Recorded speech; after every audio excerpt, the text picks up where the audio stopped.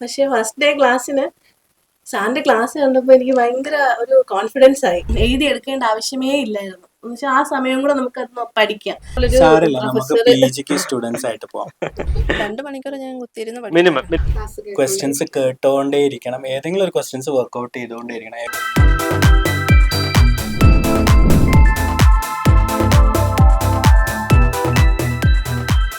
High all, welcome to Edus podcast.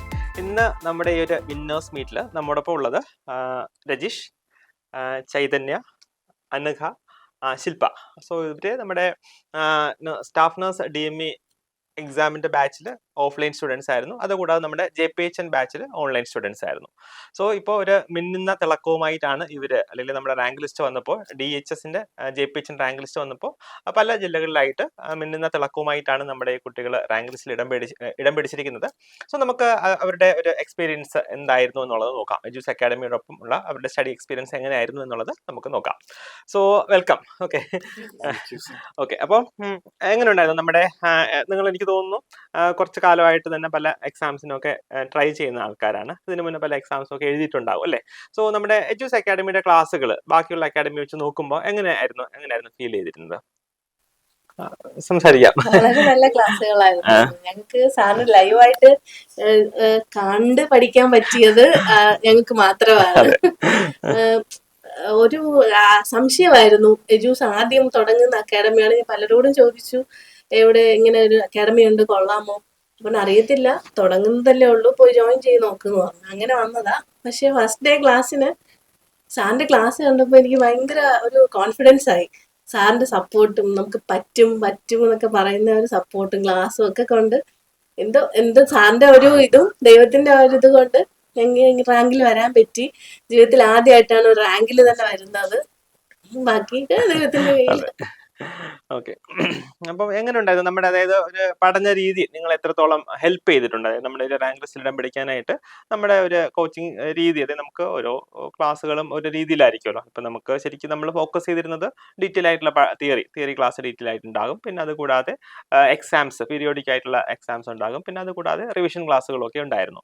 So എങ്ങനെയായിരുന്നു ഈ ഓരോ സ്റ്റഡി സ്ട്രാറ്റജീസ് നിങ്ങൾ എത്രത്തോളം ഹെൽപ്പ് ചെയ്തിരുന്നു ഈ ഒരു റാങ്ക് ലിസ്റ്റിൽ ഇടം പിടിക്കാനായിട്ട്? നമ്മള് പഠിച്ചു കഴിയുന്നത് തന്നെ ഒരാഴ്ച കഴിയുമ്പോഴത്തേക്കും കംപ്ലീറ്റ് കവർ ചെയ്തിട്ടാണ് എക്സാമിന് ഒരു ടെസ്റ്റ്. അതെ, അതുകൊണ്ട് മാക്സിമം പഠിച്ച് കവർ ചെയ്യാൻ നമുക്ക് അത് സഹായിച്ചിട്ടുണ്ട്. ആ ഒരു ടെസ്റ്റ് ഉള്ളതുകൊണ്ട് നമുക്കൊന്നും പിന്നീടത്തേക്ക് വെക്കേണ്ട ആവശ്യം വന്നിട്ടില്ല. അപ്പൊ തന്നെ പഠിച്ചങ്ങ് പോകും. പഠിച്ചില്ല എന്നുണ്ടെങ്കിൽ നമ്മള് നമ്മളെ ശരിയാക്കുമായിരുന്നു. പിന്നെ അതുപോലെ നോട്ട് നമുക്ക് എഴുതി എടുക്കേണ്ട ആവശ്യമേ ഇല്ലായിരുന്നു. എന്നുവെച്ചാൽ ആ സമയം കൂടെ നമുക്ക് അത് പഠിക്കാം.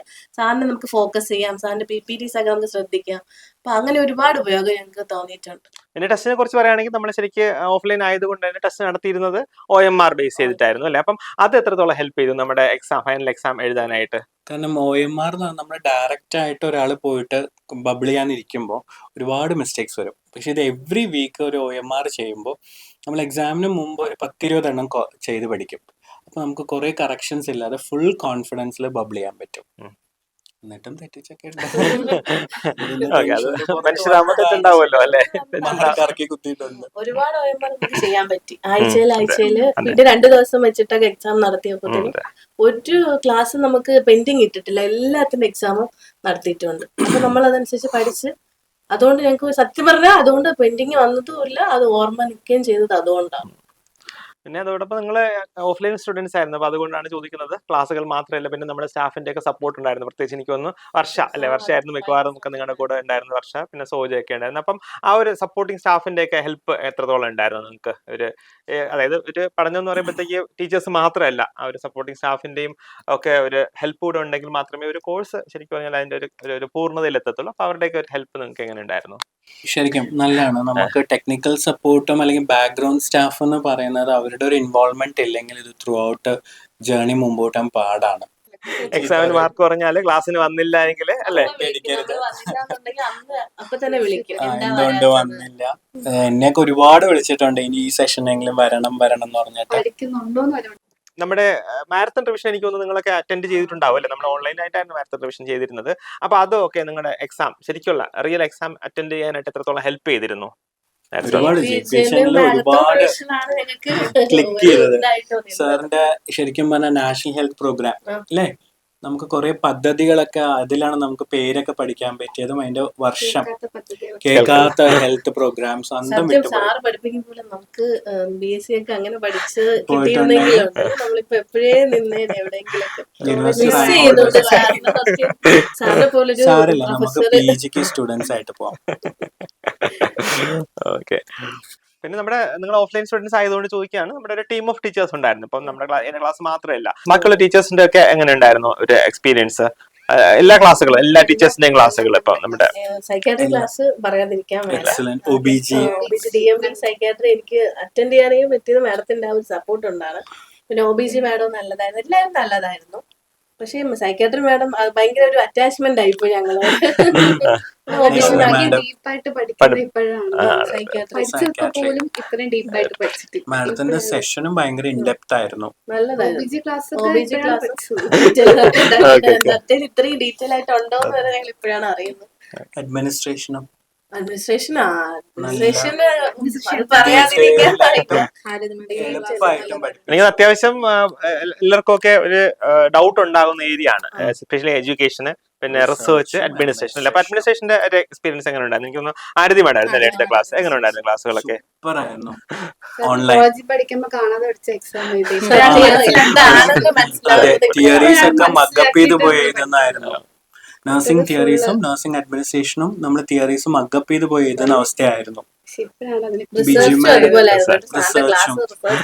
പറയാതിരിക്കാൻ വയ്യ. അപ്പൊ അന്നപ്പോഴേ പേടിയായിരുന്നു റിസർച്ച് എങ്ങനെ വരും. പക്ഷെ സ്റ്റാറ്റിസ്റ്റിക്സ് ഒക്കെ എന്ത് നല്ല ഡീറ്റെയിൽ ആയിട്ട് സാറ് പോയിന്റ് ആയിട്ട് എടുത്ത് പറഞ്ഞു തന്നു. അപ്പൊ ഇനി നിങ്ങളുടെയൊക്കെ ഒരു സ്റ്റഡി സ്ട്രാറ്റജി എങ്ങനെ ഉണ്ടായിരുന്നു? അതായത് നമുക്ക് ഇനിയുള്ള എക്സാംസ് ഒക്കെ എയിം ചെയ്യുന്ന കുട്ടികളുണ്ടാകും കേട്ടോ, അവർക്ക് വേണ്ടിയാണ്. അപ്പോൾ എങ്ങനെ ഒരു ദിവസം ഇത്ര മണിക്കൂർ പഠിക്കും ആയിരുന്നോ, അല്ലെങ്കിൽ ഒരു പഠനത്തിന്റെ ടൈം ടേബിൾ ഉണ്ടായിരുന്നോ? എന്ത് രീതിയായിരുന്നു നിങ്ങളൊക്കെ ഫോക്കസ് ചെയ്തിരുന്നത്?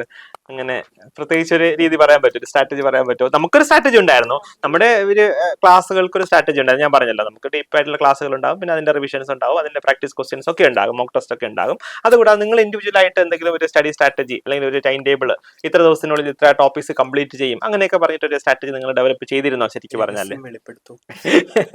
2 മണിക്കൂർ ഞാൻ കുത്തിയിരുന്ന് മിനിമം 2 മണിക്കൂർ പഠിക്കുമായിരുന്നു അല്ലേ? എക്സാമിന്റെ ആ സമയത്തൊക്കെ ആണെങ്കിലോ എക്സാം ഒക്കെ പഠിക്കാൻ പറ്റും. ശരിക്കും പറഞ്ഞാൽ അതെ, നമുക്കൊരു നീഡ് ഉണ്ടെങ്കിൽ ശരിക്കും പറഞ്ഞാൽ നമുക്ക് ഒന്ന് മെനക്കെട്ട് പഠിക്കാനായിട്ട് പറ്റത്തുള്ളൂ. മിനിമം ഒരു 100 ക്വസ്റ്റ്യൻസ് ഇനീഷ്യലി നമ്മൾ വർക്ക്ഔട്ട് ചെയ്ത് പോകണം എന്നാണ്. പിന്നെ കൂട്ടി വരണം, റാൻഡം ആയിട്ടും പോണം, ഓരോ സമയം പാഴാക്കാതെ എവിടെ ഇരുന്നാലും പഠിച്ചുകൊണ്ടിരിക്കുക അല്ലേ? ആ കാര്യം പറഞ്ഞപ്പോഴാണ് നമ്മുടെ ഓഫ്ലൈൻ ടീച്ചേഴ്സ് പറഞ്ഞതാണ് ഹെഡ്സെറ്റ് മേടിക്കണം. നല്ല ഹെഡ്സെറ്റ് മേടിച്ചിട്ട് എവറി ടൈം ചെകിടിൽ അത് വെക്കണം, ക്വസ്റ്റ്യൻസ് കേട്ടോണ്ടേ ഇരിക്കണം, ഏതെങ്കിലും ഒരു ക്വസ്റ്റ്യൻസ് വർക്ക്ഔട്ട് ചെയ്തുകൊണ്ടേ ഇരിക്കണം. എവിടെ ഇരുന്നാലും ഒരു ക്വസ്റ്റ്യൻ എടുത്താൽ 4 ക്വസ്റ്റ്യൻസ് കിട്ടി.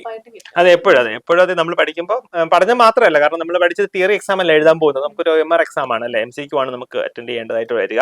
അപ്പോൾ ശരിക്കും പറഞ്ഞാൽ പഠിക്കുക, അതോടൊപ്പം പ്രാക്ടീസ് ക്വസ്റ്റ്യൻസ് ചെയ്യുക, പിന്നെ പഠിച്ച കാര്യങ്ങളൊക്കെ റിവൈസ് ചെയ്യുക കേട്ടോ. ആ ഒരു രീതിയിൽ തന്നെ നിങ്ങൾ പഠിച്ചു, അതുകൊണ്ട് തന്നെ നല്ല വിജയം നേടി കേട്ടോ. അപ്പം എല്ലാവർക്കും എത്രയും പെട്ടെന്ന് ഗവൺമെന്റ് ജോലി ലഭിക്കട്ടെ, അതിനുള്ള എല്ലാ ആശംസകളും നൽകുന്നു. നമുക്ക് സെഷൻ വൈൻഡപ്പ് ചെയ്യാനുള്ള സമയമായിട്ടുണ്ട്. അപ്പോൾ നിങ്ങളുടെ വിലപ്പെട്ട സമയം നമ്മോടൊപ്പം സ്പെൻഡ് ചെയ്തതിന് thank you sir. Thank you Educe Academy. Once again, thank you so much Educe Academy for giving us this much of immense support and motivation. We never expect this kind of institution in our lifetime.